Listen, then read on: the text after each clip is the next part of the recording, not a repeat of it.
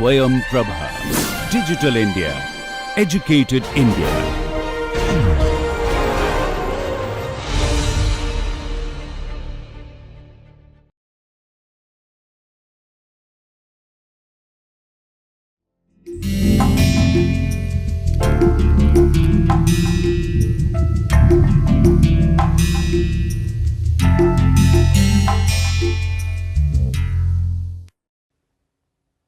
Hello everyone, welcome back.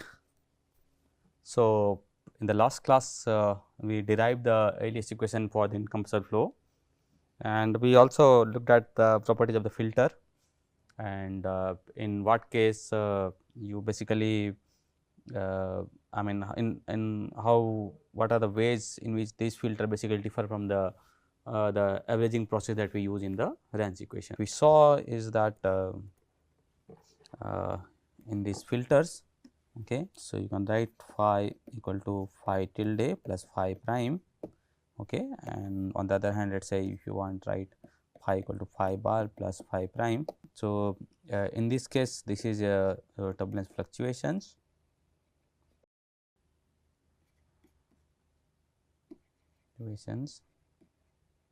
and this is your subgrid scale fluctuations.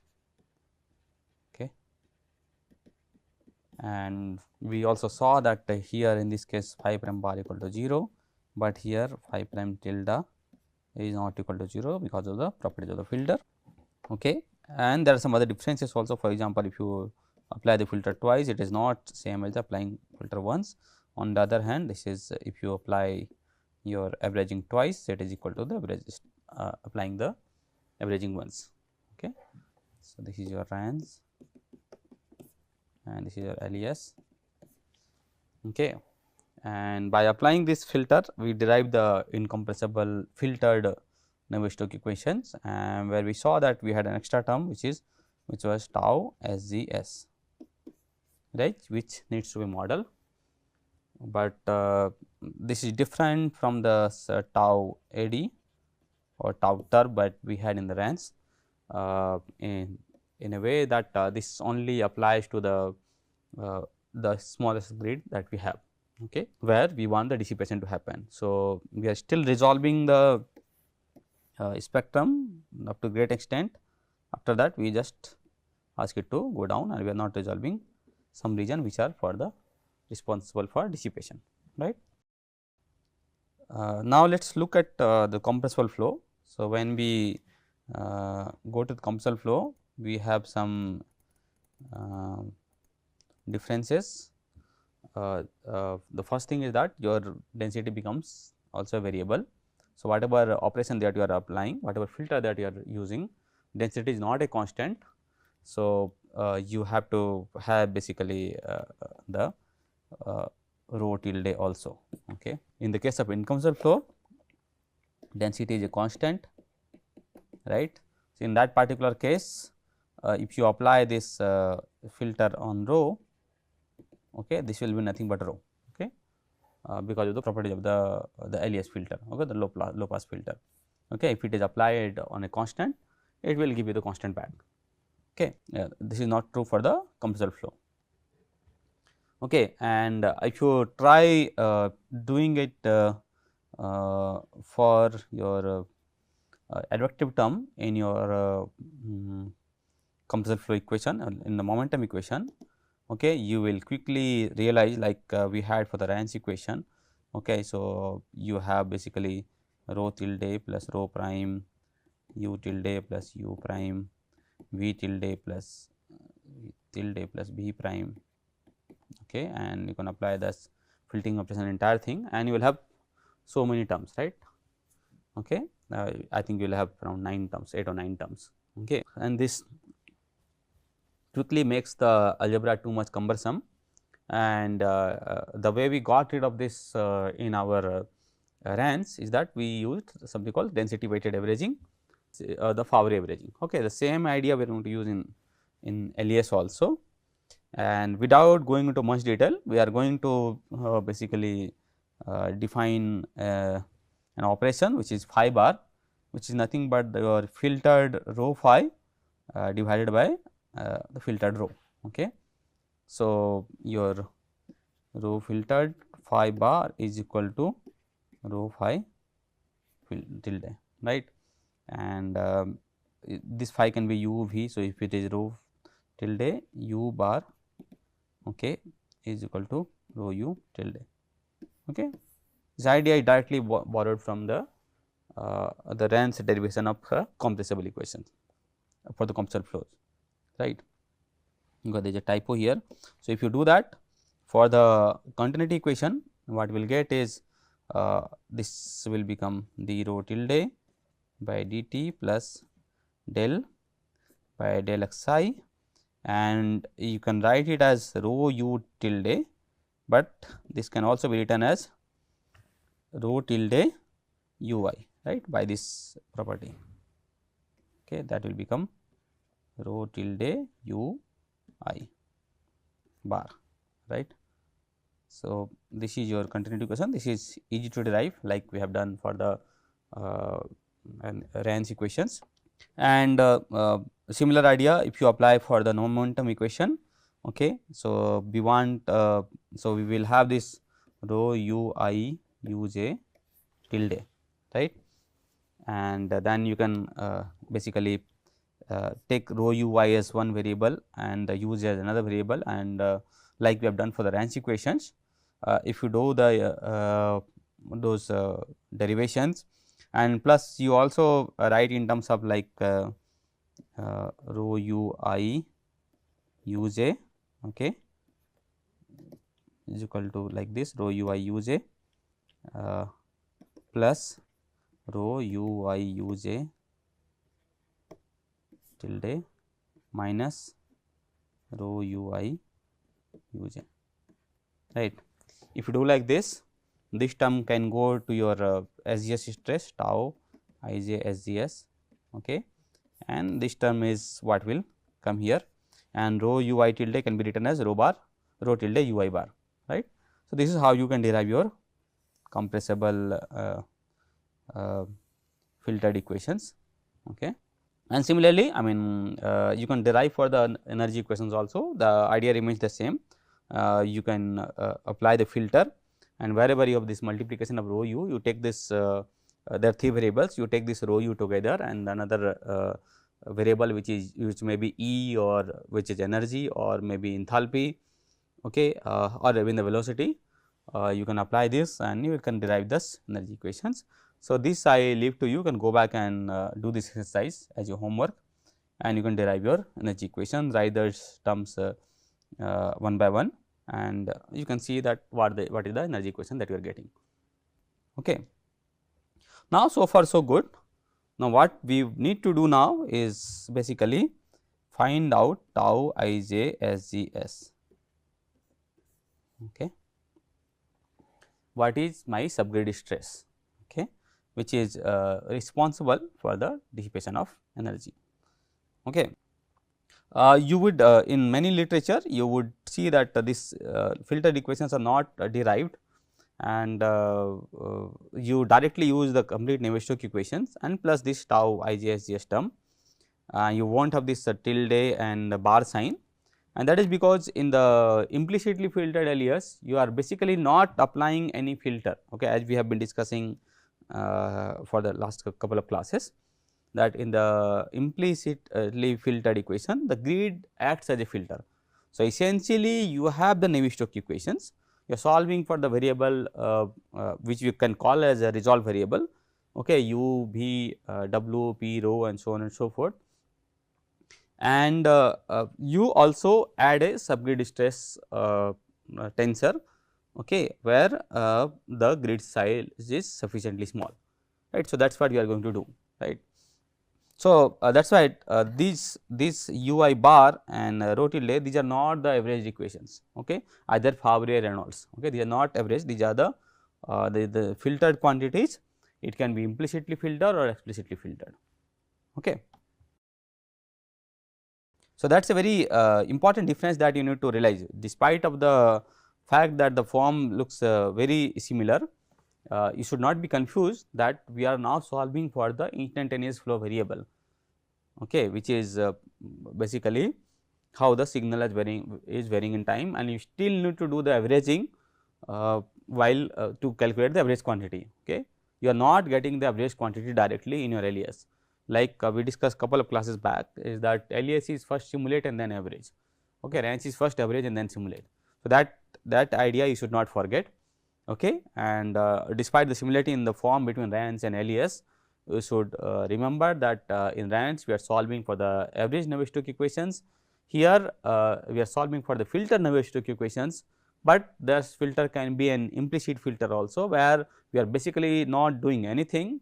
We are just ensuring that the energy gets dissipated at the smallest grid size that is available to us.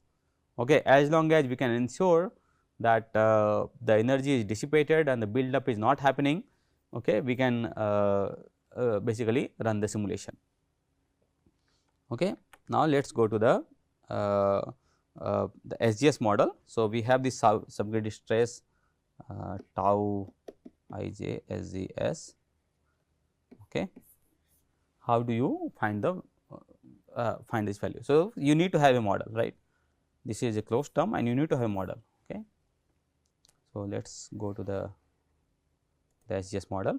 Okay. So, again we will borrow the idea from the RANS model. So, remember, I mean, I am doing it for the compressible, the incompressible is even easy. Okay. So, this is Favre averaged. Okay. In incompressible, if you have tau ij r, that will just be written as 2 mu t S I j, okay, bar, right. This is what we had discussed, and that will be can also written as rho nu t into 2 S I j bar. Okay. This terms comes here because we need to ensure that when you take the trace, it should give you the kinetic energy. So, this is for the Reynolds stress for the incompressible flow, and this is for the compressible flow. So, I am deriving for compressible, but I hope that you can make the connection, like what are the terms which are, I mean, so far it should have been it should be clear to you that what are the difference between compressible and incompressible flow. Okay. So, we will borrow this idea and apply in your LES SGS model. So, this is again the concept of eddy viscosity. So, you have many variables. So, tau SGS, if you write this, okay, it will have like 6 independent tensors, right. So, you will have 1 1, let me write in a proper way, okay, tau ij SGS, okay, tau 1 1 SGS, okay, tau 1 2 SGS, tau 1 3 SGS, and then this is tau 2 1, okay, tau 2 2, tau 2 3, tau 3 1, tau 3 2, tau 3 3. Okay. These are the SGS models, and then because this is symmetric. So, 1 2 is equal to 2 1 and 1 3 is equal to 3 1, but still we have 6 variables that we need to find out, right. And what we did in the eddy viscosity model is that we know that we have the strain rate tensor available, right. So, and we know that for the stress quantity, okay, the natural stationary flow is related to the strain rate. So, why do not we make use of the strain rate here also? So, we can define this tau Sj SGS, okay, is proportional to basically your strain rate tensor, okay, and the proportionality constant, like for the fluid stress we have this nu, which is the natural viscosity or the molecular viscosity. In this case it will be a nu SGS, okay, multiply by rho, right. So, this is what is eddy viscosity model is, that ISIJ is known from your simulation, okay, this is a strain rate tensor, and rho is known. So, the only unknown we have, or the only thing that we need to model is the nu SGS, which is your eddy viscosity, right. So, we had 6 unknowns and we basically simplified our problem to just one unknown, and that we need to find out. Okay. So, for the compressible flow, this will be your expression, okay. You have standard tensor and then your viscosity, and this two terms, I mean it comes out because, I mean if you write it for a simple shear flow, okay, let us say if you have a simple shear flow like this, and if you write your strain tensor, okay, so that will be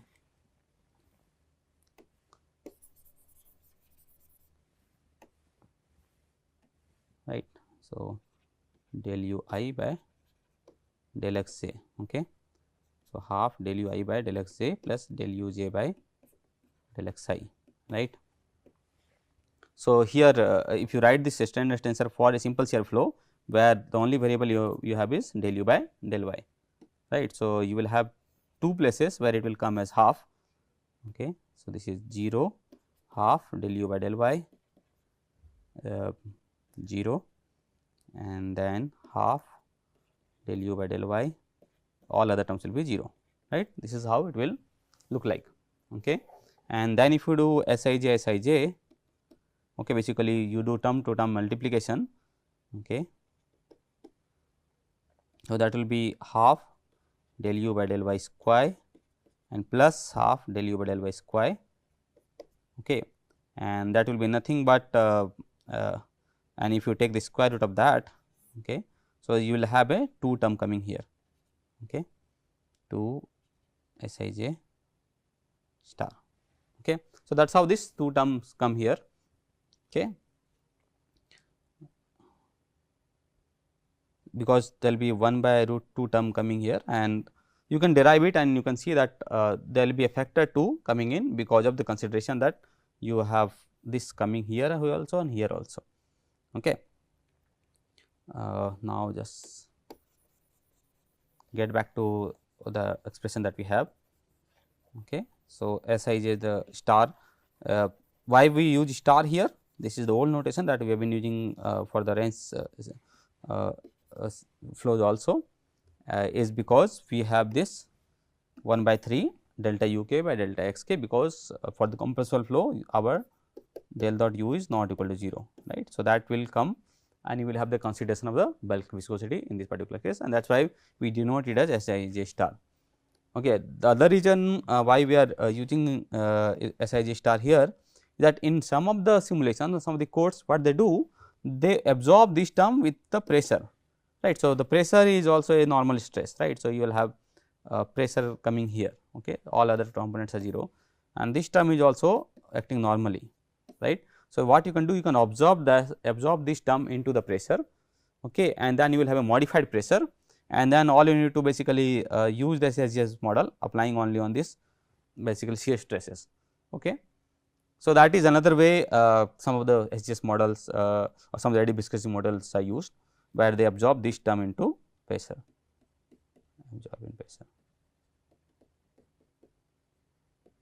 okay. That is just another way of doing things, okay.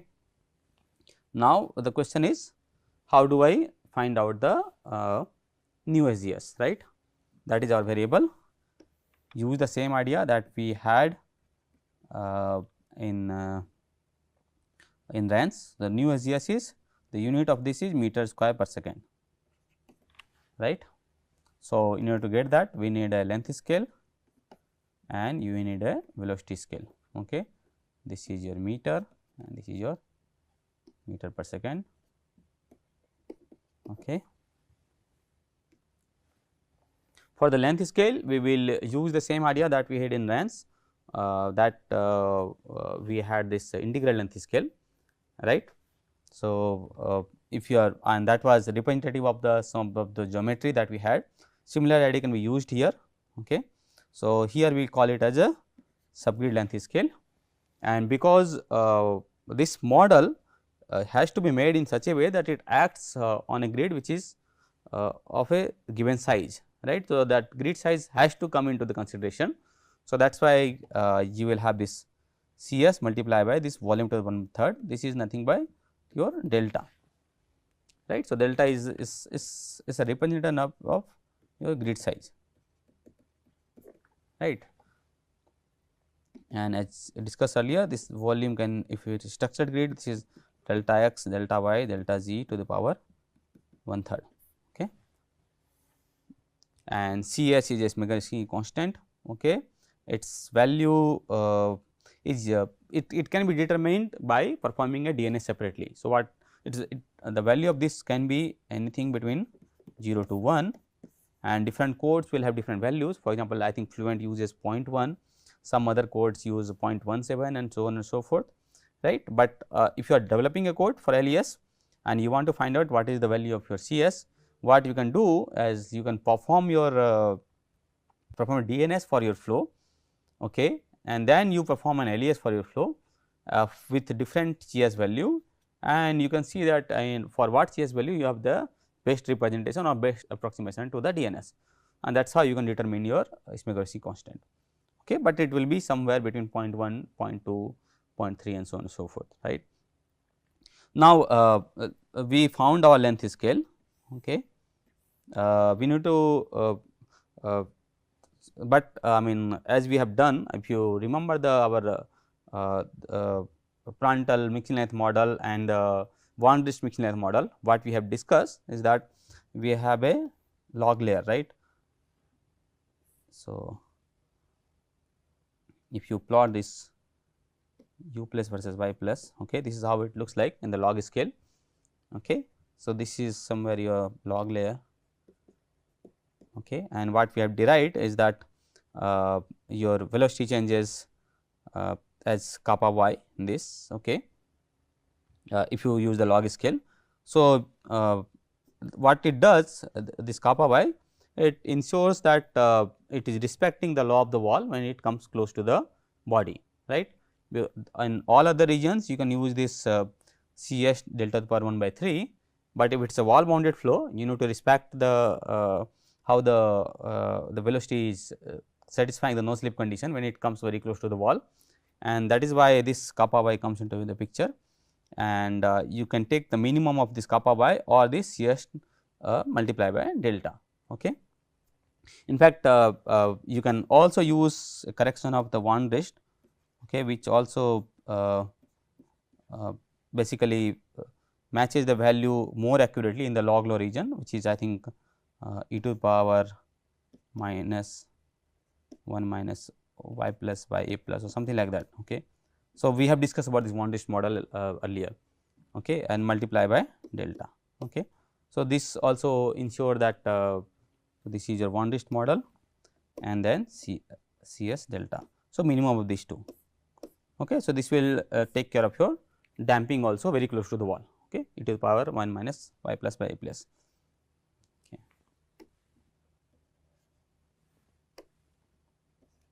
Okay. So, this is Van Dist mixing model. What did the correction on the Prandtl model. Okay. And you can refer to our earlier lectures, we have discussed about this mixing length model in more detail. Okay.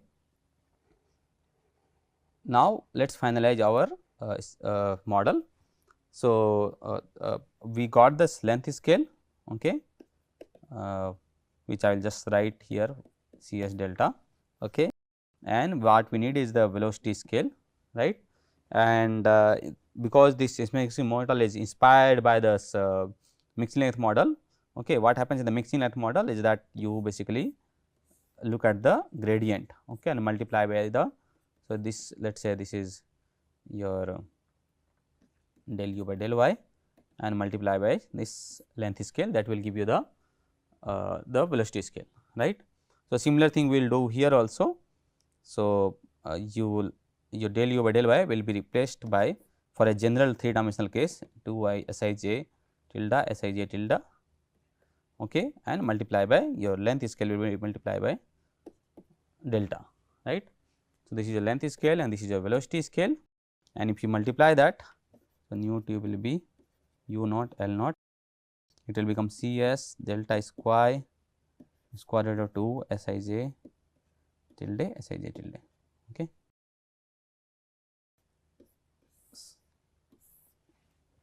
So, this is your the SGS viscosity, okay, new SGS, okay, I should not write new T, this is, there is an error here, okay, this should be new SGS, okay, because I have been using the same slide, I wrote it new T, this is new SGS. Okay, now this is the Smagonsky model, and the value of CS has been basically calculated by many researchers. There is Germano and there is Lilly, and many of the researchers actually use this homogeneous isotropic turbulence to basically calculate CS, and different values have been proposed over the years. Okay, and as we discussed, it can go to 0.17, 0.1, 0.23 and so on and so forth. So, if you are using a code, you can go back and see what is the Smagonsky constant that you are using. Okay, last comment I want to make is on different models. Okay, like we have this. So, when you want to use this LES model, what happens when you go very close to the wall? It requires some modification. Okay, because you have this viscous sublayer where the LES, I mean the SGS viscosity is not very important, okay, and then you have the law of the wall. So, it all needs to be respected. Okay. So, in order to basically address these issues, we had these models. Okay, we have the Weyl model. Okay, what it does is basically it actually modifies the velocity scale, so that it can address the value how it approaches the wall. Okay. So, this modifies the velocity scale.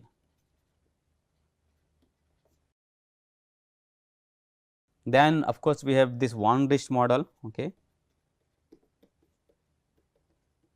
which basically ensures that there is a damping in the viscosity when it approaches the wall. Okay. And then we have some kinetic energy based model, okay, TKE based model. What they do is that they change the equation itself when it approaches the wall. Okay. So, this is a very very important aspect, and that is why you have many models when it is a wall mounted flow. Okay. So, apart from this, you can have wall model LES, where it is a kind of hybrid model between the RANS and LES, okay, where you model the flow very close to the wall. You may use a RANS equation, okay, and away from it you can use a LES equation. There is wall resolved LES, where you are basically resolving everything, and then you have a Weyl model, we have TKE based kinetic energy based model, we have Van Rist model, and these are the different ways to basically handle the viscosity very close to the wall. Okay. So, this is what I had to discuss about this LES, and we have covered that how LES sequences are derived, what kind of filters that you can use, and even if you need a filter, and how do you use the viscosity to basically ensure that we have enough dissipation, so that the solution does not blow up. Okay. The only remaining thing that is that needs to be covered is that how do you ensure that turbulent fluctuations are given to the flow, right. So, what happens, like if it is a RANS simulation, what you do, you give a turbulence length scale or the turbulence intensity, and it calculates your K and epsilon, right. We discussed in the RANS classes.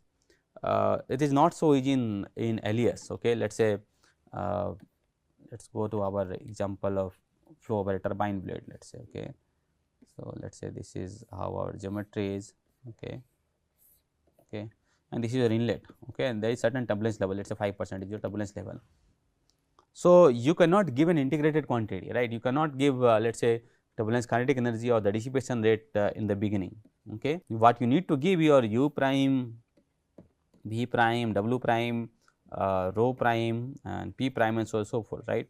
You need to provide the fluctuations, right, in LES or a DNS, right. So, if you have an inlet turbulence coming in, you need to provide the fluctuations, right.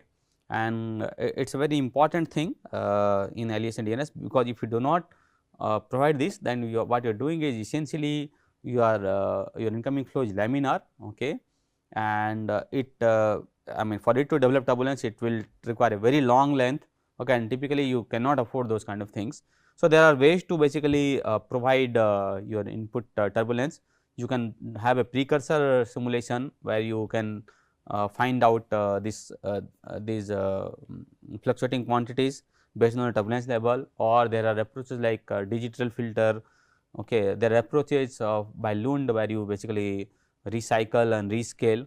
Okay, so and the other thing is that it needs to be changing with time. So, it has to obey certain statistical property of a turbulence, and it should change in time. Every time you cannot have this like say fluctuations. So, it has to be basically correlated in time, it has to be correlated in space, right. So, that is another research area, that how do you provide your input turbulence for a LES and DNS simulation, and we will cover some of this aspect in future classes. Okay.